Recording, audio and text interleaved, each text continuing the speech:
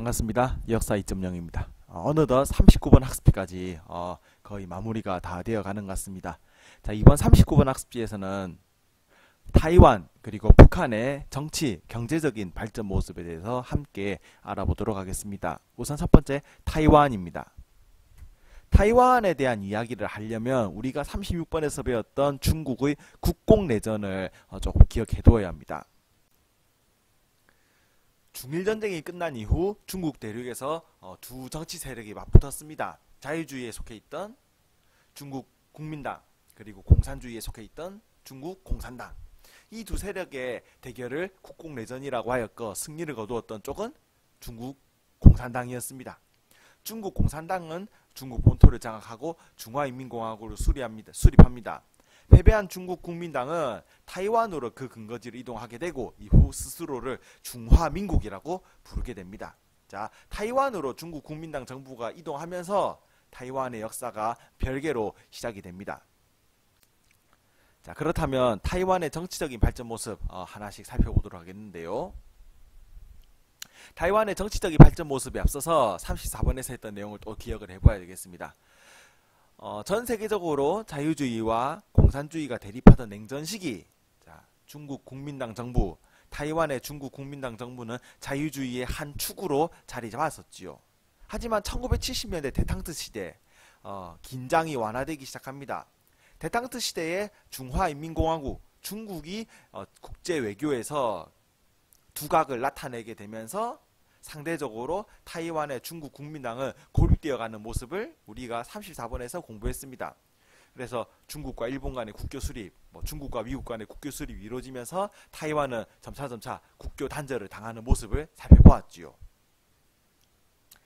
자, 이 34번에서 살펴봤던 타이완의 국제 외교 모습이 타이완의 대외 관계였다면, 여기서 살펴볼 타이완의 정치 부분은 대내 모습입니다. 자, 장제스는 1975년 사망합니다. 하지만 1949년 타이완으로 이동한 이후 중국 국민당은 장제스의 지도 아래에 일당 지배 체제를 확립합니다.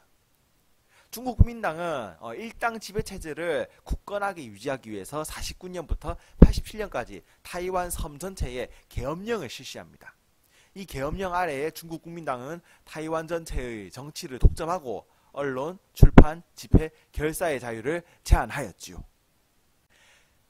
그러다가 1980년대 말, 1987년이죠. 타이완의 일부 섬을 제외하고 전국적으로 전 섬의 계엄령이 해제됩니다. 그리고 89년에 타이완의 복수정당제가 도입됩니다. 타이완의 복수정당제가 도입되기 이전에는 중국 국민당 이외의 다른 정치 세력의 활동은 인정하지 않았었죠. 하지만 89년 복수정당제가 도입되면서 드디어 타이완 내에도 중국 국민당 이외의 다른 정치 세력이 자신의 목소리를 낼 수 있는 길이 마련되었습니다. 이후 타이완 내에 지방선거가 실시되고요.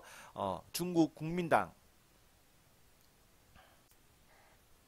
제외한 여러 정치 세력들이 선거에 참여할 수 있게 되었죠. 이외에도 타이완의 최고 정치적인 우두머리였던 총통을 드디어 타이완 국민들이 직접 선거, 직선제를 통해서 뽑을 수 있는 직선제 개헌도 이루어지게 되었습니다. 이런 계엄령 해제, 복수정당제 도입, 지방선거 실시, 그리고 총통 직선제 개헌의 과정을 거치면서 타이완의 민주주의가 조금씩 발전하는 모습을 보이게 되고요.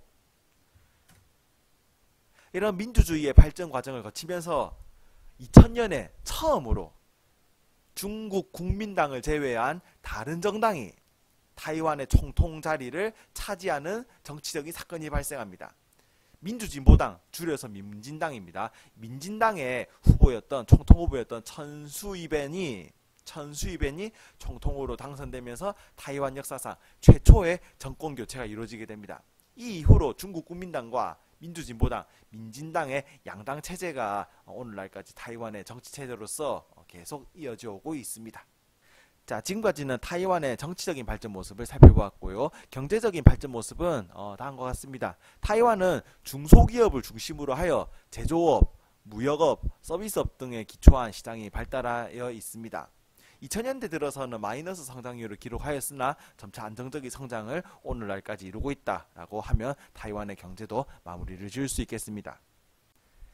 자, 다음은 북한의 정치적인 변화 그리고 경제적인 모습 살펴보겠습니다. 1945년 광복한 이후 38도선 이남에는 미군정이, 38도선 이북에는 소군정이 들어섰습니다. 그리고 50총선거 과정에서 38도선 이남만의 단독선거가 이루어지게 되고 그 결과 1948년 8월 15일 대한민국 정부가 38도선 이남에 수립됩니다. 그리고 48년 9월 9일에 38도선 이북에는 북한 정권이 수립이 된다까지 하면서 37번의 내용을 함께 공부했습니다. 이 이후로 이제 대한민국의 역사와 북한 정권의 역사가 갈라지게 되었던 것이죠. 북한 정권의 정치적인 발전 모습은 일당 지배 체제라고 말할 수 있겠습니다. 조선노동당이 오로지 유일 정당으로서 권력을 계속해서 독점하였지요. 특히 6.25 전쟁 이후 조선노동당은 자신을 반대하는 여러 세력들을 숙청하게 되면서 그 독점적 지위, 독재의 모습을 한층 더 확고히 하게 됩니다. 그러다가 1969년 국제적으로 사회주의, 공산주의 국가 내에서 중소 분쟁이 일어납니다. 중국과 소련이 공산주의 국가 내에서 어느 나라가 조금 더 지도적인 위치를 차지하느냐를 놓고 다투게 되고요. 이 중소 분쟁의 과정에서 북한은 소련에 대한 의존도를 줄이고 중국과 급속도로 친밀해지기 시작합니다. 조선노동당의 일당 독재 체제가 이루어지는 가운데 그 조선노동당 내에서도 김일성이라고 하는 인물이 1970년대 들어서 본격적인 독재 체제를 갖춰 나가기 시작합니다. 자, 북한은 주체사상이라고 하는 것을 유일한 노선으로 삼고 있는데요. 주체사상은 다음과 같은 내용을 담고 있습니다.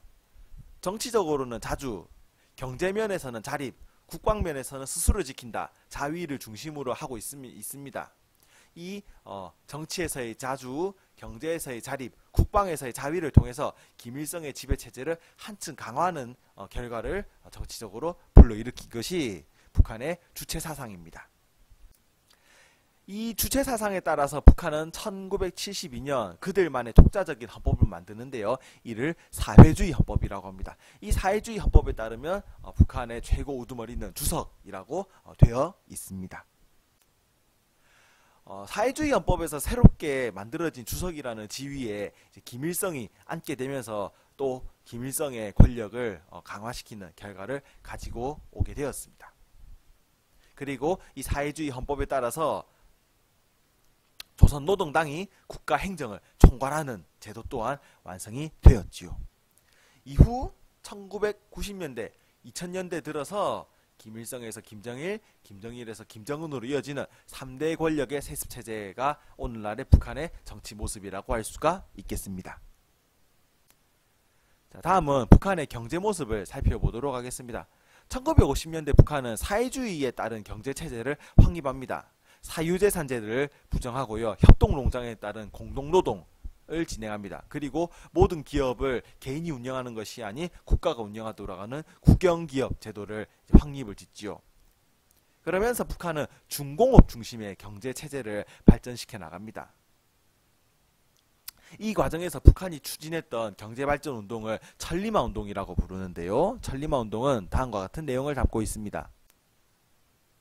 하루에 1000리나 되는 먼 길을 달릴 수 있다고 하는 말, 천리마를 탄 기세로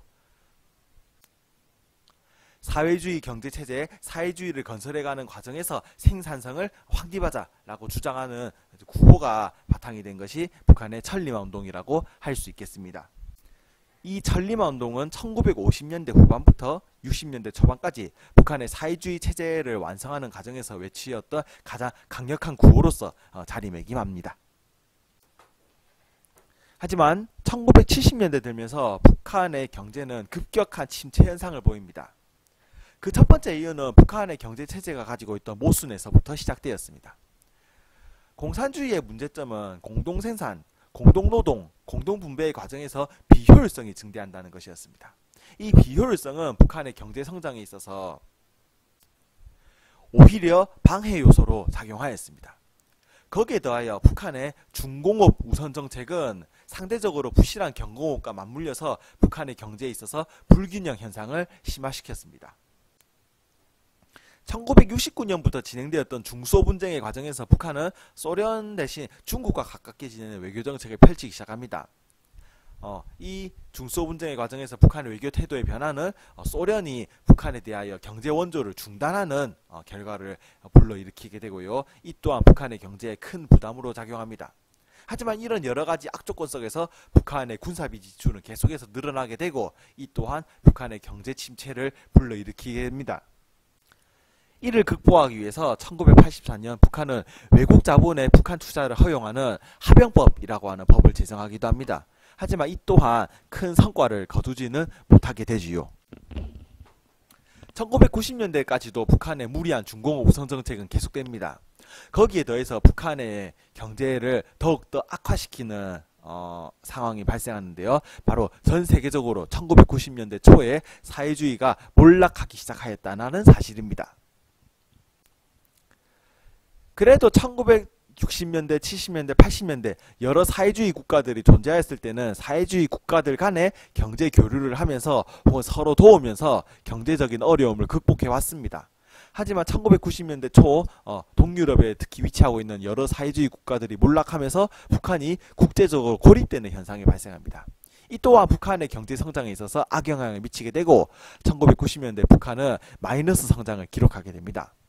여기에 더해서 1990년대 중후반 들이닥친 어마어마한 자연재해로 인하여 북한 내에 극심한 식량난까지 발생하게 되었죠.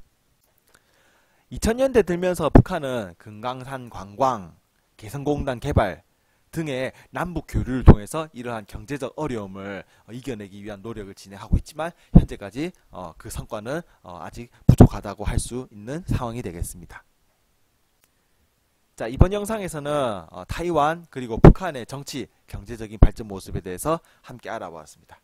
자, 다음 40번 영상에서는 동아시아의 갈등과 화해라는 주제로 동아시아 내에 발생하고 있는 여러 영토 분쟁, 역사 분쟁에 대한 이야기를 함께 다뤄보겠습니다.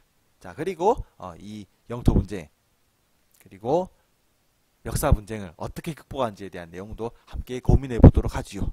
자, 이번 영상은 여기서 마무리 짓도록 하겠습니다. 수고하셨습니다.